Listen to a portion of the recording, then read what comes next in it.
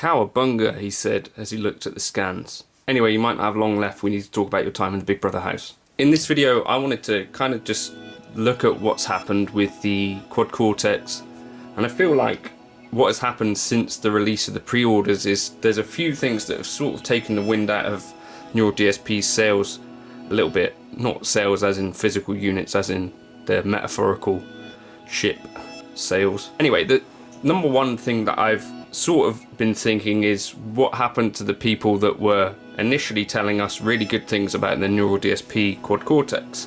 I've always kind of said that you can probably tell what a person actually likes by what they end up using most of the time. That for me is kind of an easy way to explain why I think I'd choose the Line 6 Helix or the HX Stomp for most things when people ask me, because that is what I end up using for the majority of the time. It's not really for any financial reasons, it's just because I find myself being creative with it and drawn to using that. Similarly with my blue K-Line Strat, there's no other reason for me to use that thing other than I really like to use that guitar.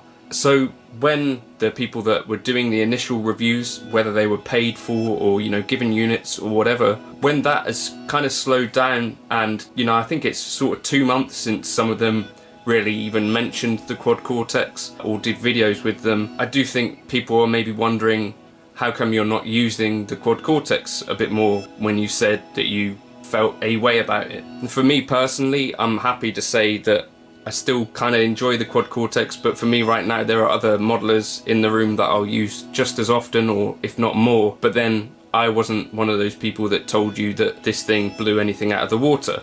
So I guess that's okay for me to say. I don't know, maybe. The other thing that I think has sort of taken the wind out of the sails a bit is seeing people scalp them on reverb. I think this kind of leaves a bit of a bad taste in most actual players' mouths, not a literal bad taste, talking in metaphor again. I guess it's fair enough if people want to try and sell them for that kind of money, but I think if you ended up spending that money on a quad Cortex, you know, whether it's sort of like $2,000 or higher even, I think some of them sold for, I think in that case you might end up feeling a little bit disappointed because, I don't know, there didn't seem to be a good reason to spend that kind of money unless money's really no object for you. I don't know if you've got your quad Cortex yet. I know there's people that have been waiting. I think something's kind of gone a little bit awry with the shipments of stuff.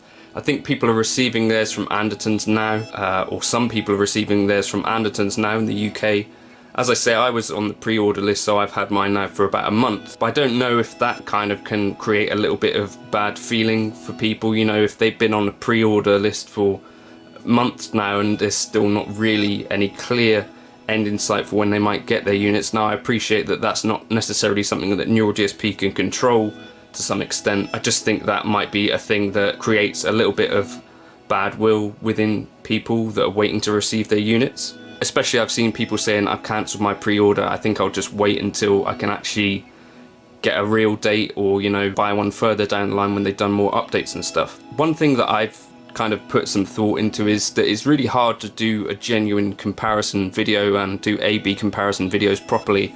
And I think that was sort of what we didn't see too much of in those initial demos, and I think that was one of the things that Rabea took his video down for initially, because he was getting called out for not doing the Kemper justice in that video. And when I've done my own comparisons of profiling and stuff and captures with the quad Cortex, not only does it take quite a while to do it properly and with a looper and stuff, you end up second guessing yourself and thinking, have I done this bit properly, that bit properly? But when I did compare things, I'd say they're both in that similar kind of ballpark, a Kemper profile and a quad Cortex capture.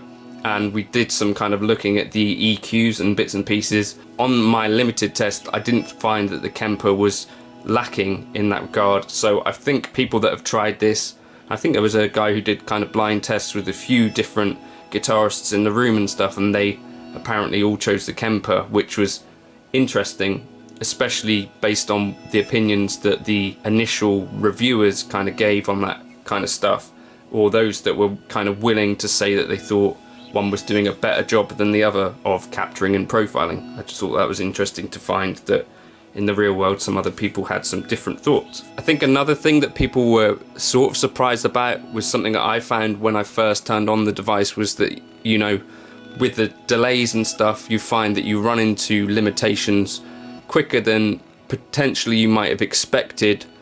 Things like if you were to try and use two modulated reverbs on the same path, you start to see these grey dots and stuff.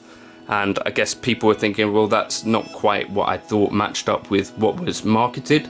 Doug has spoken about this and said that this is going to be on their list of things to do, you know, optimizing reverbs and having less DSP or memory intensive reverbs and delays, so that you could do more of that if that's what you're looking for. But I think that's again one of those things that people maybe felt was a little bit dissonant with what they were marketed, you know, saying that this thing can do 4 band members without breaking a sweat, you know, and amps and delays and reverbs on every line. I think people were actually a little bit surprised when they actually got their hands on the physical unit and found that there are some of these limitations, like with any other modeler. But with any other modeler, I guess you kind of expect that, whereas the expectation was set up slightly differently for the quad Cortex.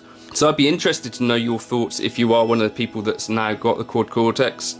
Are you playing it? Are you enjoying it? I know that there have been some that have been sold. There's been some people that said in the end I ended up going back to my Kemper or my XFX or whatever. I'd be just interested to know what's happened for you, how you felt about it, and whether as time has gone on you've got any different feelings about it. In the time since quad Cortex has started hitting the floor streets, the shelves, we've seen Helix doing an update, Kemper delivered an update, and XFX and FM3, the Fractal guys, have delivered updates on their stuff. So I think that's also partly what's created interest in the other devices for me again, and I think that's part of what keeps people interested in a certain modeler, is when they see meaningful updates coming. So maybe that's the next kind of big push for Neural DSP, if they can deliver a meaningful update which improves upon what's already in the Quad Cortex. Maybe we'll see a regeneration of that kind of hype, and maybe we'll see some of those initial reviewers or YouTubers, whatever you want to call them, influencers, grabbing the unit out again and trying some different stuff. I just think, for me, I was maybe expecting people to have done a bit more with their Quad Cortex if they were keen on it in the first place, apparently. I don't know, what are your thoughts? If you wanted to like and subscribe, you could. This is a rambling video about a Quad Cortex, but there's other stuff on the channel which you might want to watch. I don't know. See you in a bit.